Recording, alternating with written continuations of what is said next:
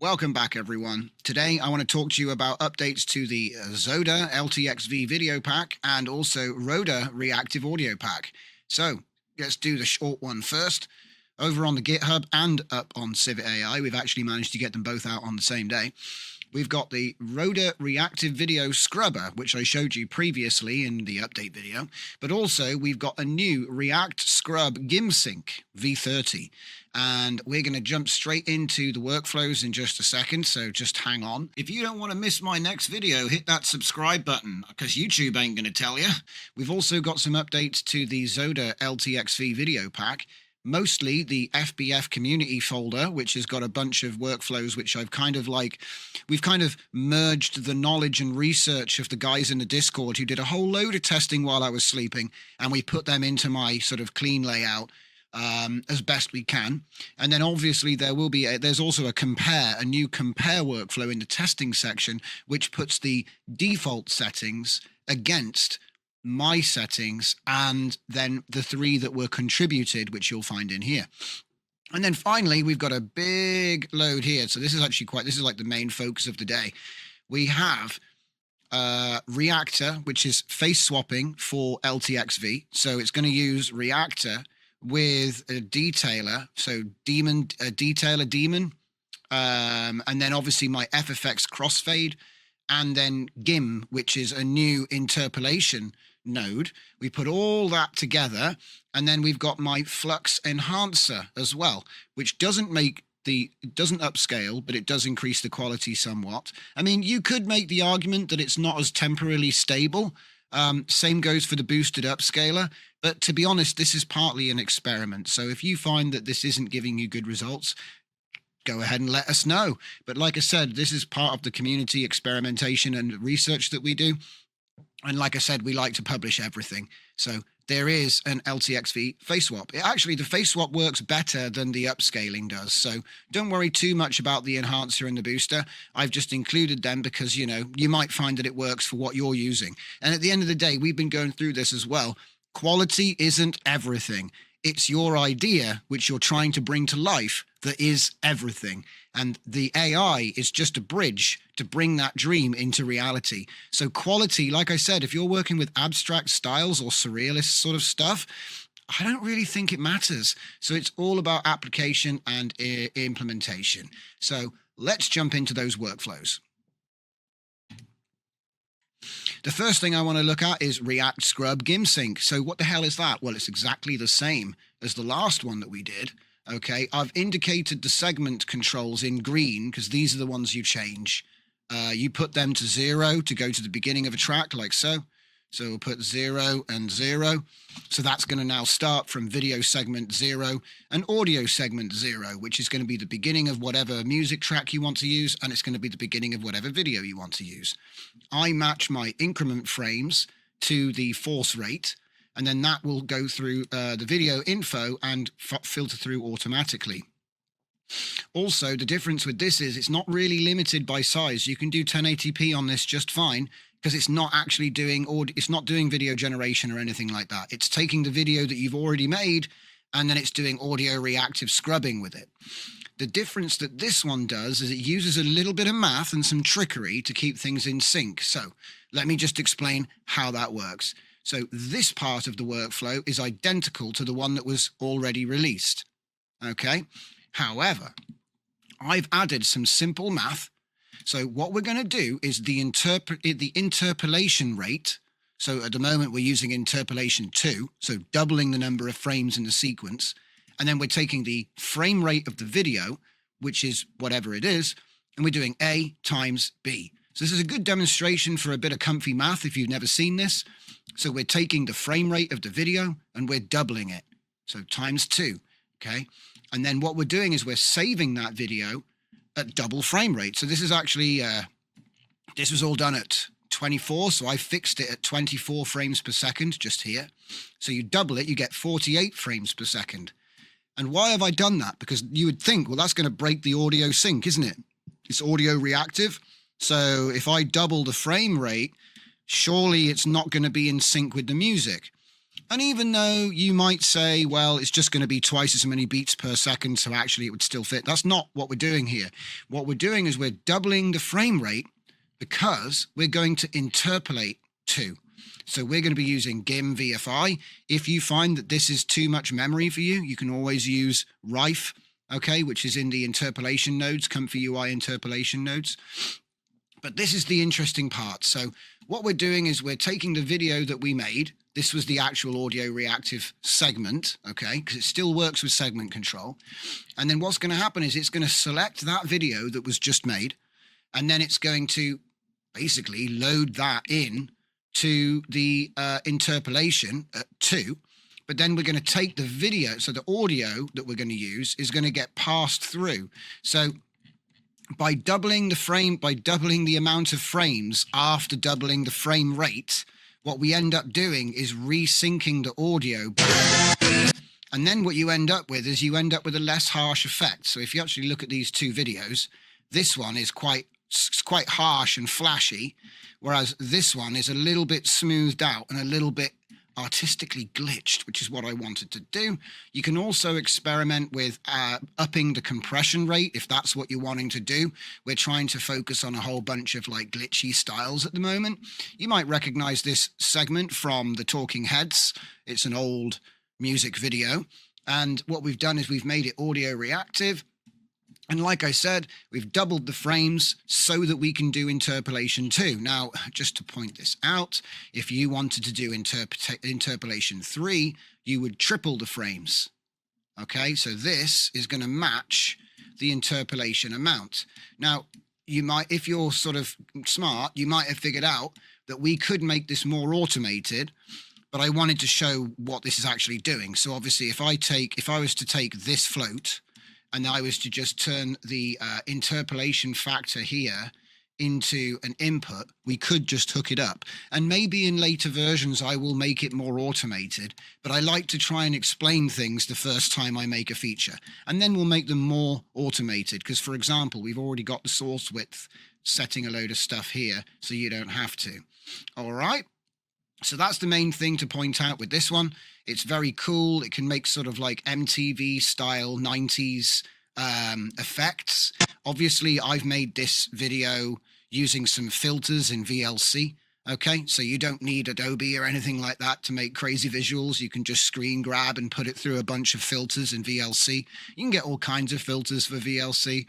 So that was that one. So now let's move on to the Zoda stuff. So why don't we just start out by taking a look at the results. If you see the glitch window doors which are opening at the end, that's the effect of my FFX Fadorama node, which is part of the DJZ nodes. You can just mute it or delete it if you don't want it. It's just a cheap way to make these videos loop in a way, okay? Also, I know her hand is going into her eyeball, but I wanted to show you the result of doing face swap. So this is a face swapped video that come out of LTX, and it's then been boosted and upscaled using my Flux boosted upscaler, which is in animation mode. You'll find it in the animation tools folder of my workflow pack, my main workflow master pack. Okay, so this one has actually been upscaled and enhanced, or at least enhanced by Flux. Okay. And it's also been face swapped. So this isn't the original face that came out of the model. You could say it's a little bit temporarily unstable, but that's natural, to be honest. And the fact that it's done such a great job is pretty amazing, actually, I think. If we go to the next image, this is one of the Daemon Detailer outputs that we've managed to get from the community research, because what I've done is I put all of their findings into some new workflows that you can check out. This is another video that was face swapped, again, probably with the Thora model, I think, by the looks of it. So this is a pre-trained face model that's been applied to the video that came out of LTX. And apart from the hand going into her face, I think you can see that it has swapped the face. This is a different face model, which has come out of, I think this one's is Janny. I've got Jan, which is a different one of my face models. But I just wanted to show you that you know, it's a different face on the same exact video, right? And you can kind of tell because the chin doesn't quite fit because the shape of the face was different, but there you go. And then in this one, we've got yet another of my faces. So this is a third face model that's been swapped, okay? And eventually we're going to get to, no, that's also been up to, did I go past 2 there? No, let's go again. I think this is a different one, enhanced but not upscaled. And then this is another one that's also upscaled. So yeah, basically loads of different face swaps. So you might have been wondering, why did I upload the same video several times? I probably did, but the actual point was to show that this is the face swap with occlusion. So we'll get to that when we look at the workflow. So let's jump in. First of all, we did a bunch of Detailer Daemon research. So the community was up all night while I was sleeping, messing around. And so what I've done is I've put this in the test folder, and you can also get each separate workflow from the FBF community folder. So what I'm going to try and do from now on is whenever you guys throw in some workflows, what I'll do is I will put your name on there and make this sort of stuff and put it in the pack. So what this one is doing is it's directly comparing the same everything. Okay, and you've got switches so you can turn everything off if you want. Essentially, we've got V60, V62, and V64. And if I take a look at them, you can see that this one was put together by sonification. The next one was put together by sonification and throttle. And then the last one, I think, was also throttle and sonification. They were messing around with Detailer Daemon and also with the Lying Sigma, trying to see whether that would be beneficial for outputs with LTX. So what I've done is I've thrown in one of my prompts from my Zenkai prompt node. I've fixed the seed and fixed the prompt seed as well, of course. And then that's just about everything you need to know there. So the main detail is the top line. So on this one, this is all default. So nothing, or default as far as my workflows go. So this is what you would have expected to see in my workflows.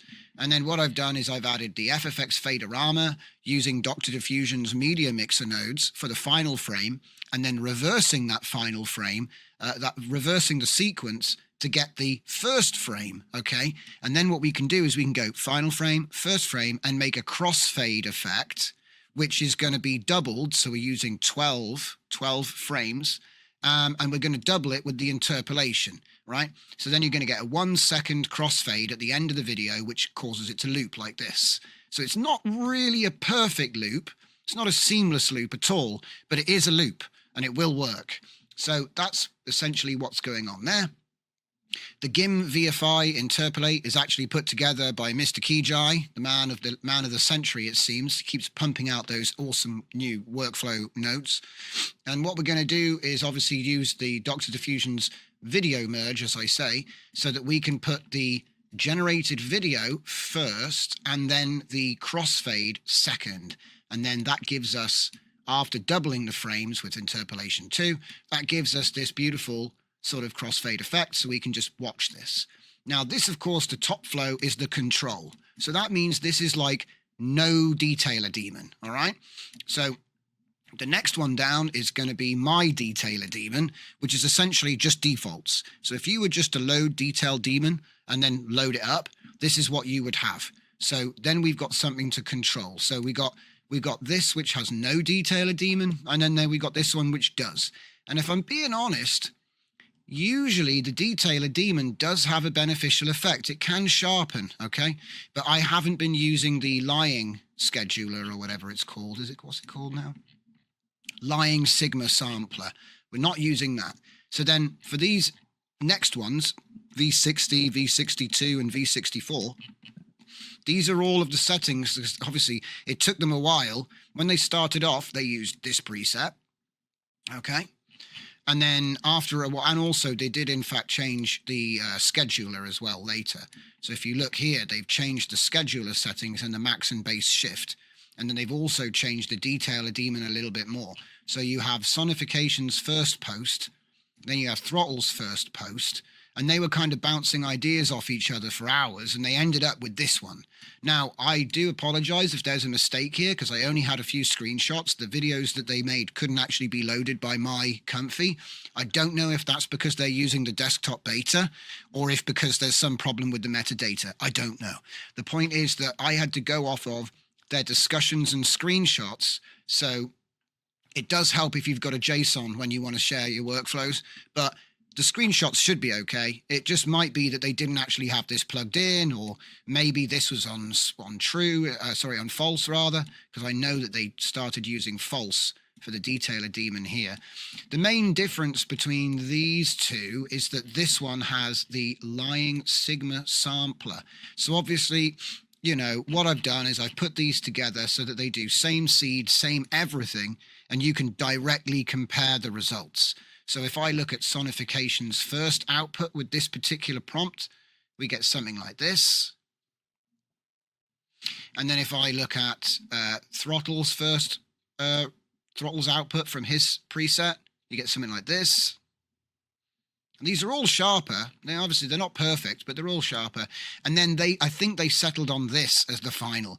Now I got to mention, this isn't like a cherry picking situation. This is an average generation with a random seed. So it's not like I haven't sat here and made a whole bunch of them. I don't do that. I want to give you a good impression and expectation of what you're going to get out of this model, okay?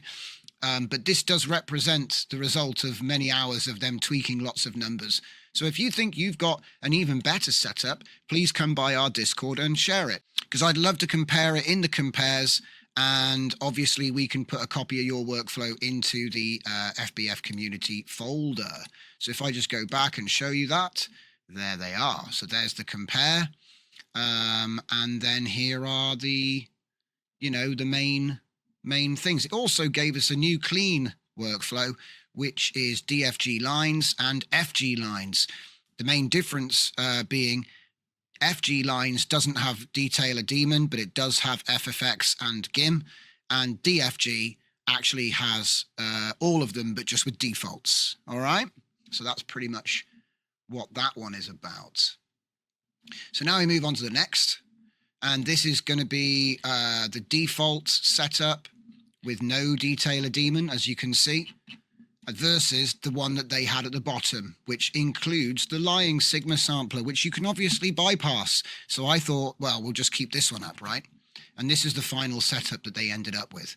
It does have slightly different shift and steps and a slightly lower terminal, but there it is. All right, and then this is the basis for which I then started building the next step. So as you can see here, if we look at the face that's been done here, this is what comes out of the normal setup for this prompt and seed. Okay, you can see the shape of the face. Obviously, you can see her hand is going into her eyeball in this one too. So you can't blame what we're doing for that, right? So this is what you would have got had you just generated the image normally, right? All right. And then here's that image again with the Detailer Daemon. So you can clearly see it's a much more natural face shape, okay? And there is a little bit more expression in the face. Okay, so if we look at those two faces from a distance there, you can sort of compare the two, and you can see that there is a benefit there to having the Detailer Daemon running with these settings. So I do think it was worth doing, and it's a valid addition. Now, in the next version of this workflow, I'm going to drop the top well, no, not the next one. Eventually, I'm going to drop the top section. But first, oh yeah, okay, here. Yeah, okay, we did already drop it.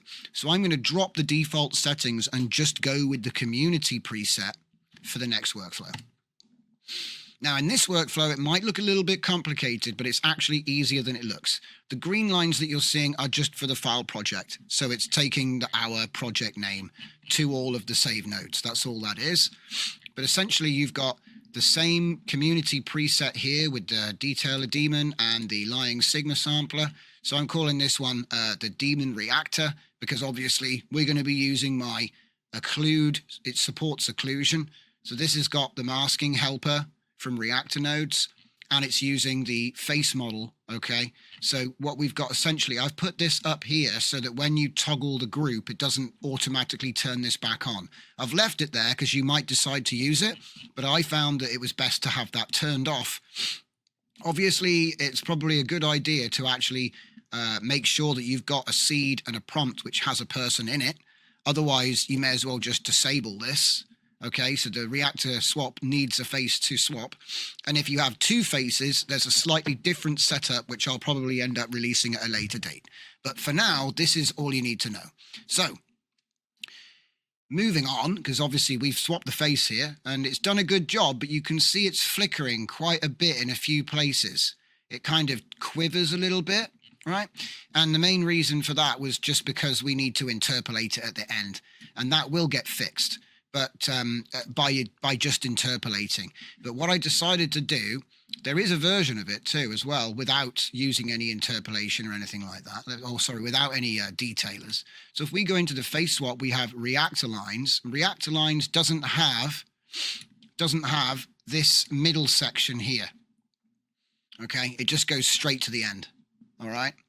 So, but I wanted to show you this. So this one is obviously going to be doing the swap, and then it's going to do an enhance. So what it's going to do is it's going to reprocess every frame with Flux Schnell. All right. And it's going to use my boosted Upscaler animation line. Now, this was released like 3 months ago. So all I've had to do is copy it and plug it in. So it goes from image batch to image list. It does a tiled upscaler at 0.05. We're using 1.5 on the boost. Yeah. And then it's going to go through color match, image LUT, and then it's going to put list back to batch and then cook that video. Now, Flux doesn't have temporal stability, so it's surprising how little flicker there is here. All right. But you can clearly see that it has detailed this image, because to go from this to this is a huge improvement. If we just put them side by side and have a look there, you can see the difference. One of them actually looks way better than the other. This almost looks a bit plasticky because of the face swap model was trained on, I think, 2.1 images. And then by the time we get to the end, what we're doing is we are loading the video, doing the same final frame, reverse sequence, and then to find the first frame to make the faderama. And then we chuck the video in at A, and then the crossfade at B. And then finally, we're using GIMM VFI, and that gives us this final video. And I'd say it actually doesn't look too bad. If you were going to add noise and some other effects in an editor, this is going to be absolutely fine. That's the funny thing about all this. I appreciate her finger is still going into her face, but that was actually the result of the original generation. That's not the face swap that's done that. And actually, it kind of tried to fix it. If you see what I mean, it's tried to fix it. But you wouldn't probably actually do this particular shot if she doesn't have her finger in her eye, that's part of the original generation, as you can see. It would look, this is the original here. That's what it looked like originally, yeah? And then this is what it looks like after doing Flux, the face swap, and the restore and all the rest of it, right? There is an option here if you don't want to have my faderama, and if you don't have the memory to run GIMM, you can actually just do it with Rife. So there's another example of that down here, disabled. And again, I give you guys switches, so it's pretty simple. You just go like this, and that's it, done. Now it's going to disable this one and enable this one. Also, if you don't want to do the enhancer and you just want the face swap, obviously you can just do this, and then it's going to skip that middle run as well, and it's just going to go straight through. So usually what you would do is you would actually not even do the face swap. You do it like this, and that should work just fine. I'm just looking at that. Actually, no, wait, no, that won't work, but that's fine because I got another workflow for you in a second which fixes it.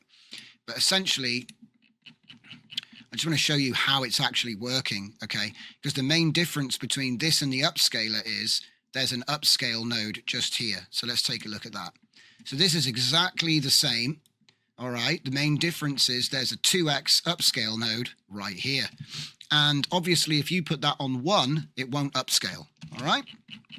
Which is probably the best workflow to use if you want to mess with this one here, the latest version. Mainly because what it's doing is it's going to cook the video first right there. And the reason that's good is because what you can do is you can have it on FBF64, the first group, yes. And then you can find yourself a scene by rolling it, okay? So you'd roll the scene until you get this image come up. It won't have the crossfade, okay? In fact, you know what? Let's just do it now. So while that's cooking, there we go. Now we've got our video, right? And you can actually see her finger there. That's not as bad. For some reason, that's a little bit better than it was before. But the point I'm trying to make is that once you find a good video clip which you want to do a face swap on, all right, then what you would do is you would enable the face swap node and then run it again.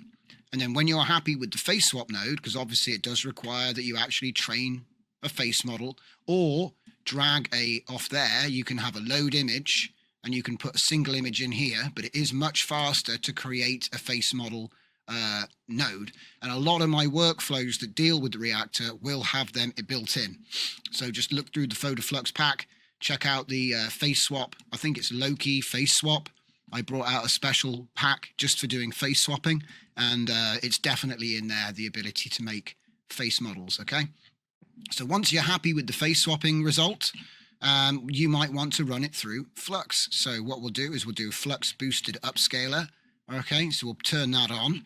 It says Detailer because you might use a value of 1, which doesn't upscale it, it just details it, okay? Because what we're doing is we're dividing it into 320 by 320 tiles, and we're going to convert image batch to image list. I've shown how to do this before.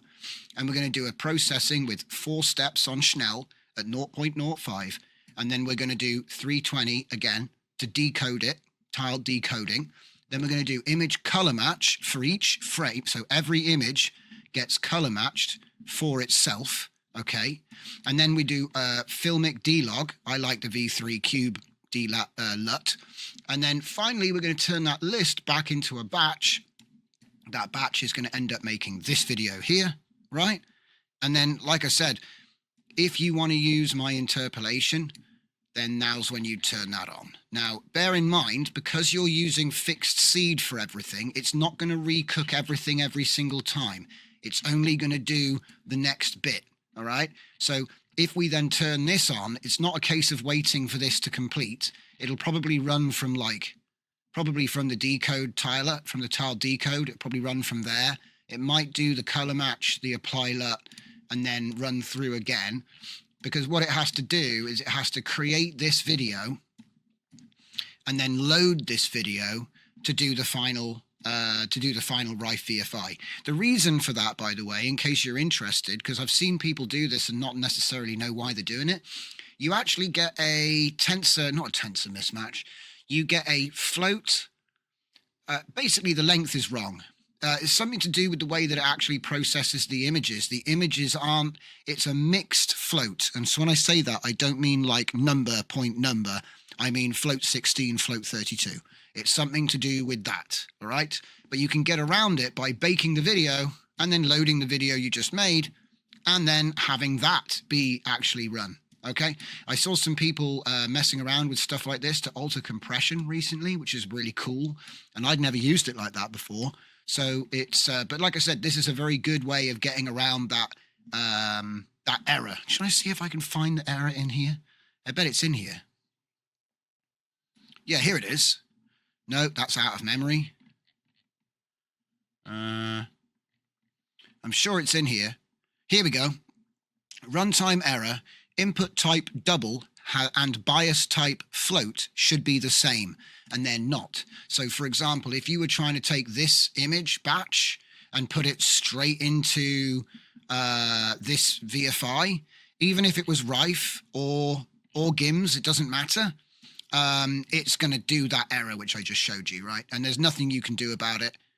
But the way you actually get around it is by baking the video and then loading the last video and then doing whatever it is you want to do. Because it can do it from a video, it just can't do it from that list of images because there's, like I say, a strange mismatch.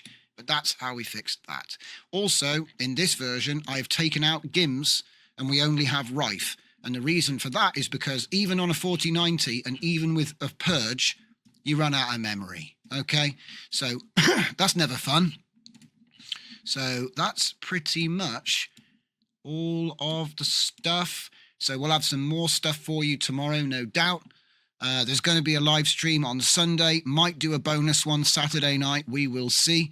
So I'll look forward to seeing you all there. And until then, I'll see you next time.